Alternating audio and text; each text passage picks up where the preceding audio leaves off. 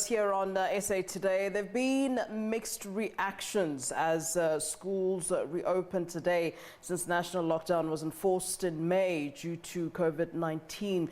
Grades 7 and 12s have resumed classes today in a number of schools across the country. However, some schools remain shut due to challenges including PPE, water sanitation and infrastructure. For more on this, we are now joined by the General Secretary for the National Association of School Governing Bodies, Matakanye Matakanya. A very good afternoon to you, sir. Thank you so very much for joining us here on SABC News.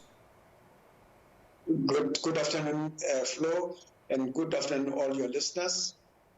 Now, all right, so let's get some reaction from the SGB then, first day of school for grade 7s and 12s. What is the feedback that you have received thus far? No doubt you've, I'm sure, been listening in on that feedback by the MEC for Education in Gauteng. What are your thoughts? Thank you once again, Flo. We are really happy about the return of our children in our school. Generally, the children came back. Well, there are just few children in schools that reopened that have not come to school due to some different reasons. For instance, in school that I personally went to, there were 2 children who have underlying conditions. And even one of them was really about to commit suicide because the school kept on calling the parents and the parents could not come. And really the child was so frustrated because it appeared that she was just ejected out of the school. So I think these are some of the concerns that we have, and these are the challenges that we have in school. But generally, children went back to school grade 12 and grade 7, they went to school. Now, I'm sure. Yeah, I'm sure there'll be some stumbling blocks in the beginning. I'm sure there'll be some stumbling blocks as we start.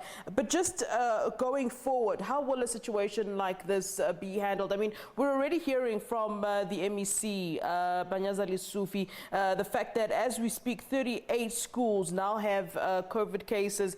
We're sitting at 38, and no doubt, it's inevitable that the numbers will then increase. Do we have an idea, really, in terms of SGB, from where you stand, how this situation will then be handled going forward? I mean, you speak about the student who felt dejected. There's going to be many more students that are feeling dejected, that are being told to go home when their temperatures are being tested. All of these issues are bound to happen. Do you have an idea at this point how this situation will be handled?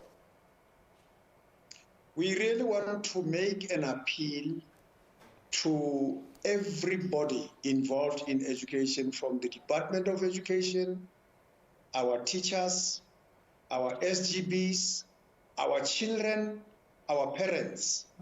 We stick to the rule. We know exactly what coronavirus demands. It demands that we continuously put on our masks. It demands that we always wash our hands.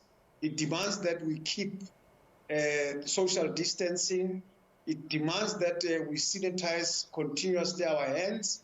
And we also would like to talk to those brigades, and they are called in other provinces, but those people who are taking temperatures, who are ensuring that now they screen us, please, we want them, they must not neglect any space.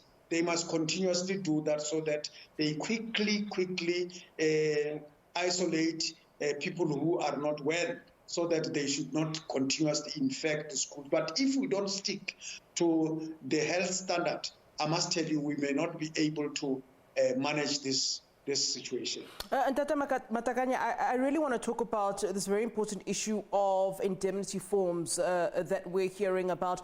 We're hearing that parents are having to sign some sort of indemnity form. Is this correct? And really, what does this form say? Is this a sort of like enter at your own risk type of a form? And do the parents, do the parents understand why they're signing it? And is it really in good faith to have this sort of indemnity form when, I suppose, all parents are really quite afraid at this time.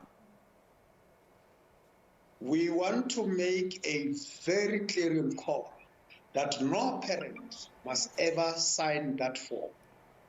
And if there is any school that force the parents to sign that form, we must be quickly alerted so that we can alert the Department of Education.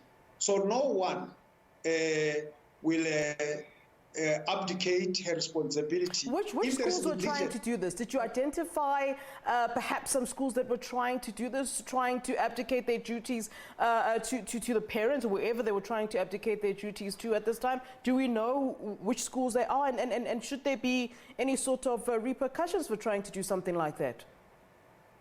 Then it was just generally said that some schools are forcing parents to sign the indemnity forms. But we are just saying, I don't have the names of those schools, but it was just in public said, then there are those schools. But there's a school that I know that they phoned me. It's a boarding school somewhere in Pretoria, where they said those children are staying in a boarding school. But before they come to the boarding school, they wanted the children to produce the doctor certificate, whether they are having any conditions or not.